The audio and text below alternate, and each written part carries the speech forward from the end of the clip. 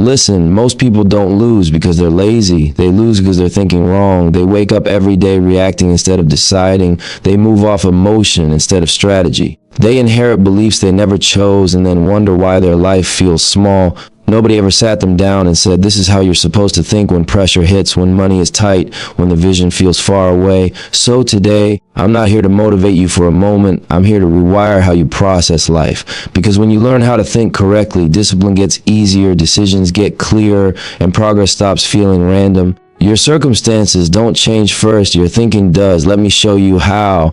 Most people walk their life feeling like they're being pushed around by forces they can't control. Like life just picked them as a target. One bad break after another, one missed opportunity after another, and after a while they stop questioning it. They say things like, I'm unlucky, nothing ever works out for me, other people just have better chances. That way of thinking feels comforting because it removes responsibility, but it also removes power. The moment you decide life is just happening to you, you give up the right to shape it. Correct thinking starts when you realize nothing in your life is random. Not your money situation, not your health, not your relationships, not even your confidence. Everything you're experiencing right now has roots. There's a cause behind every effect, even if it's uncomfortable to look at. The problem isn't that people don't work hard. A lot of people work hard. The problem is they work hard without understanding what they're working toward or what their actions are actually producing. They focus on effort, not direction. When you look at people who are consistent, really consistent, not just for a season, but over years, you notice something different about how they think. They don't talk about luck much. They talk about routines. They talk about systems. They talk about what they do every day when nobody is watching. Somebody with stable money didn't wake up rich one morning. They built habits around saving, learning, managing risk, and staying disciplined when spending would have felt better. Somebody with a strong body didn't just get good genetics.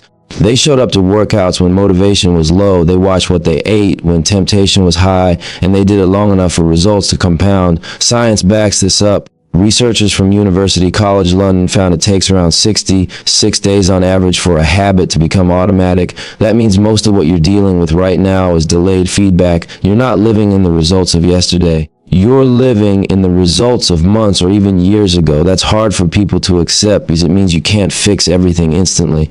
But it's also freeing because it means your future isn't stuck. It's being written by what you repeatedly do starting now.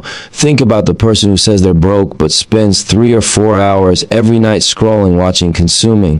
The surface level effect looks like lack of money. But that's not the real issue. The real issue is unmanaged time. Time that could have been invested in learning a skill, building a side income, improving health, or even just resting with intention. The phone didn't make them poor.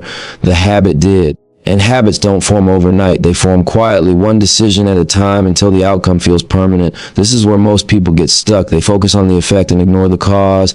They treat symptoms instead of sources. They want more money but don't change spending patterns. They want confidence but don't keep promises to themselves. They want respect but don't set boundaries. Then they wonder why nothing changes. Correct thinking flips that. It teaches you to slow down and trace the result backward. If I don't like where I am, what behavior brought me here? What did I normalize that I shouldn't have? What did I avoid that I should have faced? Asking what caused this instead of why me is a turning point. Why me keeps you emotional. What caused this makes you strategic. It shifts your energy from complaining to constructing, from feeling sorry for yourself to studying yourself. That's not easy work. It requires honesty, real honesty, not the kind you post online, but the kind you sit with alone, the kind where you admit, yeah, I wasted time. Yeah, I stayed comfortable. Yeah, I ignored warning signs. But that honesty is powerful because it gives you a starting point. Once you understand cause and effect, excuses stop making sense. You realize that blaming people, systems, or circumstances might feel good in the moment, but it doesn't move you an inch forward. Builders don't argue with reality. They analyze it. They ask what's working and what's not. They understand that discipline today creates options tomorrow. They also understand that small actions matter more than big intentions. Nobody becomes consistent by making promises. They become consistent by making deposits, daily deposits, even when the return isn't visible yet. Think about farming. You don't plant seeds and then wake up the next morning angry there's no harvest. You understand seasons. You understand growth takes time. You understand weather matters, but preparation matters more. Yet people expect instant results in life. They want six-pack discipline in 6 days. They want years of success off a few weeks of effort. When that doesn't happen, they call it bad luck. But it's not luck. It's impatience mixed with unrealistic expectations. Correct thinkers don't complain about the harvest. They check what they planted and how consistently they watered it. If the crop didn't grow, they don't curse the ground. They adjust the process. They learn, they replant. That mindset builds resilience. It keeps you moving forward even when results are slow, because you're no longer chasing outcomes, you're mastering inputs. This way of thinking also removes jealousy. When you understand cause and effect, other people's success doesn't threaten you. It educates you. You start asking, what did they do differently? How long did they stay committed when nobody cared? What sacrifices did they make that I haven't made yet? Instead of feeling behind, you feel informed, and information turns into strategy. Life will still test you, pressure will still come, setbacks will still hit. But when you think in cause and effect, you don't fold every time something goes wrong. You pause, you assess, and you respond. You understand that one bad day didn't ruin your life the same way one good day didn't build it. You stop living in extremes and start living with intention. This kind of thinking changes how you move every day. You become careful with your time because you know where wasted time leads. You become serious about your habits because you know habits are quiet architects of your future. You become patient with the process because you understand the math of consistency. And over time, people start calling you lucky. They don't see the nights you chose growth over comfort. They don't see the discipline you practiced when nobody was applauding. They just see the results. And that's fine, because by then you'll know the truth. You didn't get lucky. You got intentional. Emotion is real. Anybody telling you to ignore how you feel is lying to you. You're human, not a machine. You're going to feel anger, doubt, excitement, fear, pride, and frustration.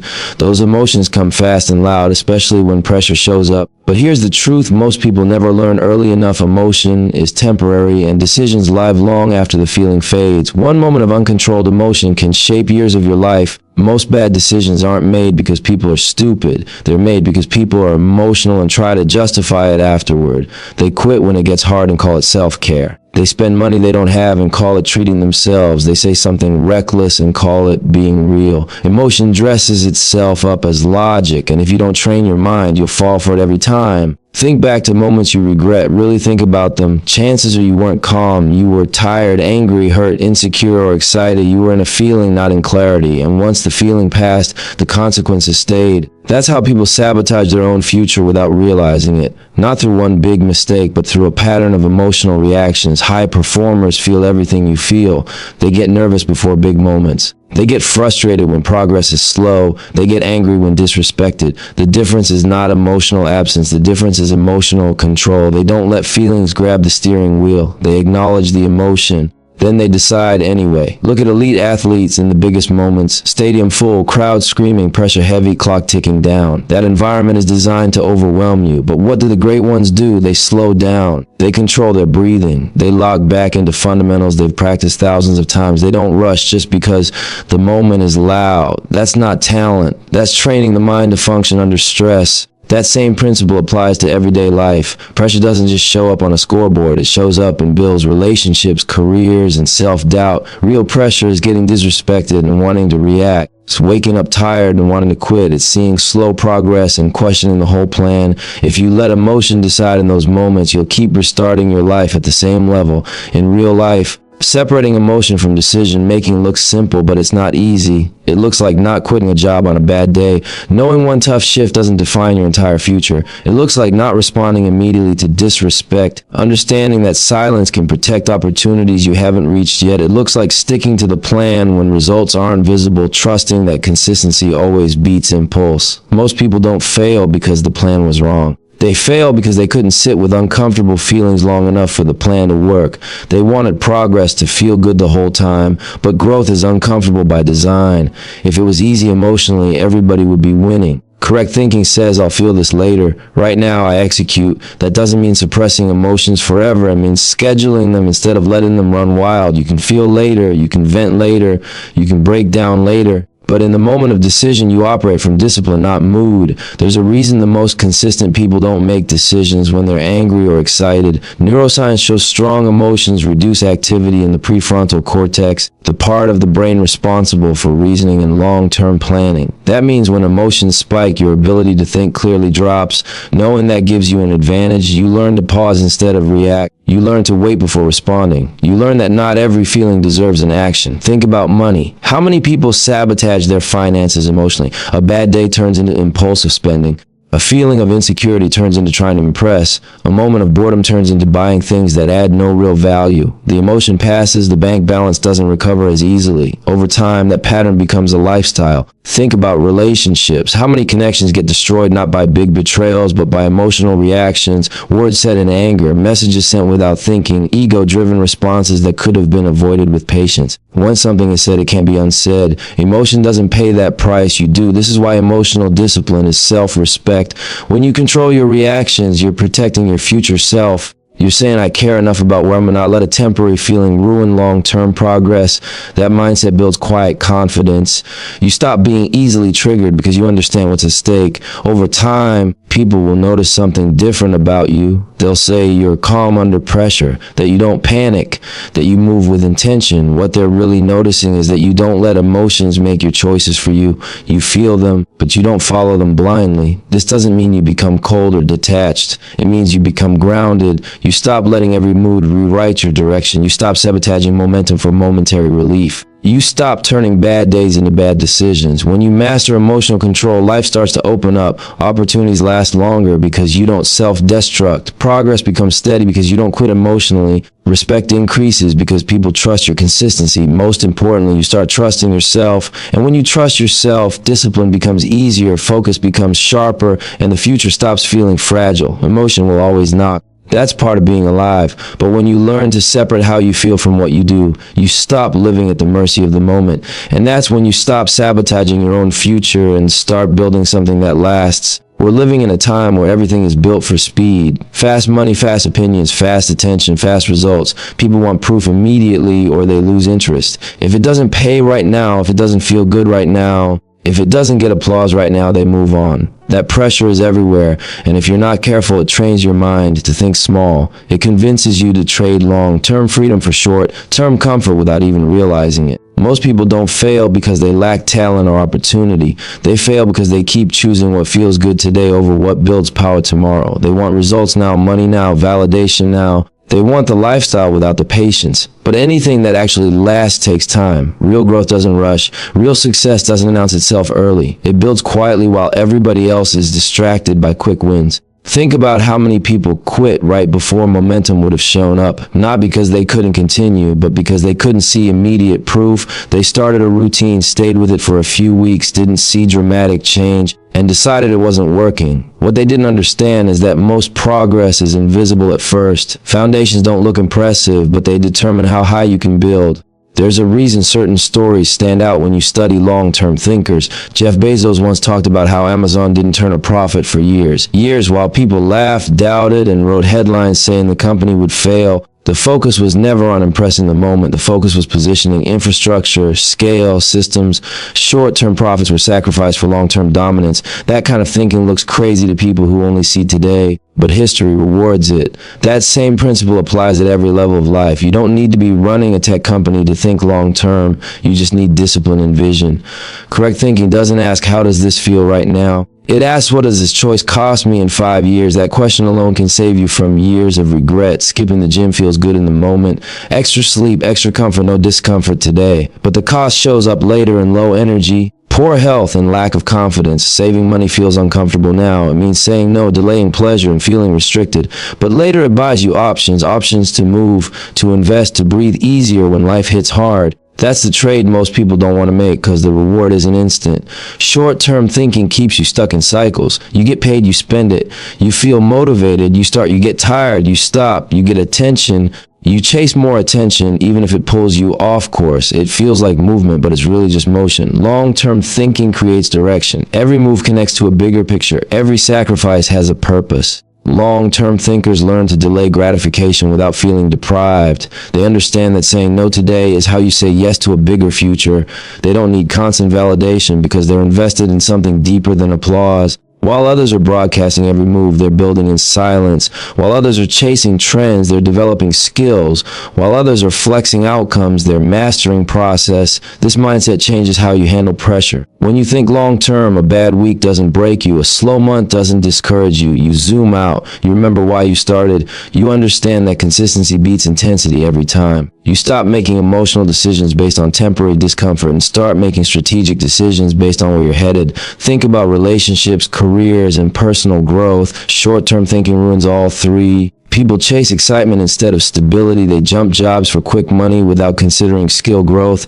They abandon routines because progress feels boring. Then years pass and they're still in the same place, wondering how time moves so fast. Long-term thinkers move differently. They're willing to look boring for a while. They're willing to be misunderstood. They're willing to build without recognition. They know that when results finally show up, people will call it luck or overnight success, but they'll know it was patience paying interest. There's also a certain peace that comes with long-term thinking. You stop panicking about every setback. You stop comparing your chapter 1 to someone else's chapter 10. You stop rushing life. Instead of asking, am I winning today? You ask, am I progressing overall? That shift alone lowers anxiety and sharpens focus. If you only think about today, today will keep repeating itself. Same habits, same excuses, same outcomes. Tomorrow doesn't magically change because the calendar flips. It changes when your thinking does. When you start making choices that serve the future version of you, not just the current mood. Long-term thinking is an act of self-respect. It's believing that your future deserves better than constant impulse. It's trusting that patience isn't weakness, it's strategy. It's understanding that the grind you commit to in silence creates a life you don't have to explain later. This world will always reward quick reactions and loud results in the moment, but history, legacy, and real freedom belong to the people who were willing to wait, build, and stay consistent when nobody was clapping.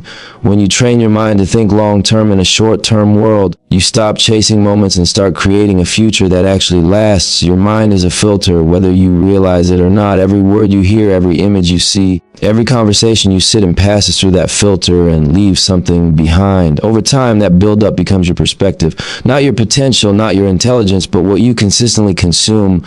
Most people underestimate this, then wonder why their thinking feels scattered, negative, or small. They blame stress, bad luck, or circumstances without realizing their mental diet has been feeding them the same energy every day. If you consume chaos, you'll think chaotic. If you wake up and immediately flood your mind with bad news, arguments, outrage, and comparisons, your nervous system stays on edge. You become reactive instead of reflective. If you consume excuses, you'll start justifying mediocrity. You'll hear people explain why they can't win, why the system is against them, why effort doesn't matter, and slowly those explanations become your own, not because they're true, but because repetition makes them familiar. Science supports this. Research from Stanford shows that repeated exposure to negative information increases stress and reduces problem-solving ability. That means it's not just emotional, it's neurological. Your brain literally becomes less effective at finding solutions when it's constantly fed negativity. So when people say they feel stuck, overwhelmed, or mentally tired, it's often not because they lack ability. It's because their inputs are draining their capacity to think clearly. Correct thinkers understand this early.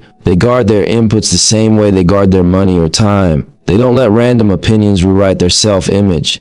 They know everybody has something to say, but not everybody deserves access to their mind. They choose what they listen to, who they listen to, and how often they expose themselves to certain environments. That's not arrogance, that's awareness. Think about how much time people spend consuming content that adds nothing to their growth. Endless scrolling, gossip, outrage, comparison, and noise. Hours go by, and afterward they feel empty, anxious, or behind. That's not accidental. That's the effect of feeding your mind low-quality information. Just like junk food affects your body, junk content affects your thinking. You might not notice it immediately, but over time it shows up in your confidence, focus, and decisions. Correct thinkers are intentional about mentors, even if those mentors never meet them. They learn from books, interviews, speeches, and conversations that challenge them to grow. They sit around people who talk about solutions instead of just problems. They don't need every voice in the room to agree with them, but they refuse to stay in environments that normalize staying stuck. Think about someone who's trying to change their life while surrounded by people who mock discipline, minimize ambition, and turn comfort into a lifestyle. That's not a motivation issue. That's mental pollution. You can have the strongest intentions in the world, but if you're constantly breathing in low expectations, eventually it affects you. Humans adapt to their environment faster than they realize. This is why changing your inputs can change your life without changing anything else. Same job, same city, same responsibilities, but different content, conversations, and influences. Suddenly your thinking sharpens, your standards rise, your excuses sound weaker, not because you became someone else, but because you stopped feeding the version of you that wanted to stay comfortable.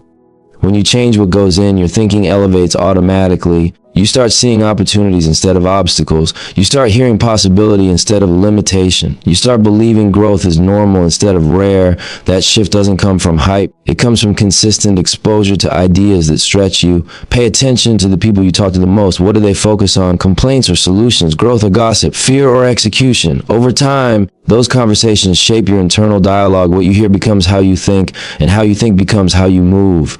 This also applies to what you say to yourself. Internal inputs matter just as much as external ones. If your self-talk is negative, sarcastic, or dismissive, you're feeding your mind the same poison you claim to avoid from the outside world. Correct thinkers catch themselves. They challenge destructive thoughts.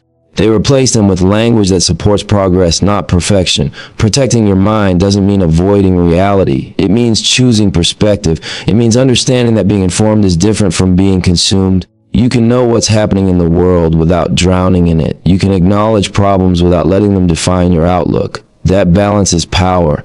Think of your mind like an investment account. Every input is either adding value or draining it. Over time, interest compounds in either direction. If you invest in growth, clarity, and discipline, your thinking becomes an asset. If you invest in negativity, distraction, and excuses, your thinking becomes a liability. Most people protect their phones better than their minds. Passwords, cases, updates, security. But they leave their thoughts wide open to anything that wants access. Correct thinkers flip that. They treat their mind like the most valuable property they own, because it is. Every decision, every habit, every future outcome starts there. You don't rise by accident, you rise by alignment. When your inputs align with the life you're trying to build, your thinking follows. And when your thinking changes, your actions start to reflect it. That's not motivation, that's design. Life isn't fair, and deep down everybody knows that. But knowing it and accepting it are two different things. A lot of people spend years waiting for life to balance the scales, waiting for apologies, waiting for recognition, waiting for things to finally be equal. And while they're waiting, time keeps moving. Opportunities pass, energy fades. Waiting for fairness keeps you stuck in the same place, because fairness doesn't owe anyone a schedule. Correct thinking starts when you stop expecting life to explain itself to you. Not everything that happens will make sense. Not every loss will feel deserved. Not every win will feel earned. But reality doesn't change based on what feels right. What changes is your response. Correct thinking accepts responsibility even when it's uncomfortable, not because everything is your fault, but because responsibility gives you leverage. If it's yours, you can work on it. If it's always someone else's, you're powerless. A lot of people confuse responsibility with blame. They think taking responsibility means beating yourself up or accepting disrespect. That's not what it is. Responsibility is simply saying, this is my situation, and I'm the one who's going to move it forward. Even if you didn't create the problem, you still decide how much it controls your future. That decision alone separates builders from victims. Victim thinking sounds subtle, but it's loud in the long run. It asks, why did this happen to me? Why did they do this to me? Why does everybody else get chances I don't? Those questions don't lead to answers that create change. They lead to stories that justify staying stuck. Correct thinking asks a harder question. What am I going to do about it? That question doesn't care about fairness. It cares about movement. Look at people who rise from nothing, not just financially, but mentally and emotionally. They didn't have perfect circumstances. Most of them had stacked disadvantages, limited resources, broken systems, no blueprint, no safety net. What they shared wasn't luck, it was refusal. Refusal to let circumstances become identity. Refusal to let pain turn into an excuse. They didn't waste energy debating whether life was fair. They put that energy in execution. Execution is responsibility in action. It's waking up tired and still showing up. It's learning what you were never taught. It's building skills when nobody is watching. It's owning your reactions instead of blaming triggers. That mindset doesn't look glamorous at first. It looks lonely. It looks heavy, but it produces results. When you own everything, excuses disappear. You stop saying I can't because and start saying I will figure it out. You stop explaining your situation and start improving it. Excuses feel light in the moment, but they weigh you down over time. Responsibility feels heavy up front, but it builds strength, just like lifting weights. The resistance is what makes you stronger. Think about how often people give their power away without realizing it. They say, my past ruined me. My family held me back. My environment made me this way. There may be truth in all of that, but once you let it define you, hand over control. Correct thinking acknowledges the past without living in it. It says that happened, but this is happening now. Responsibility changes how you see obstacles. Instead of asking who's to blame, you ask what's required. Instead of waiting for permission, you take initiative.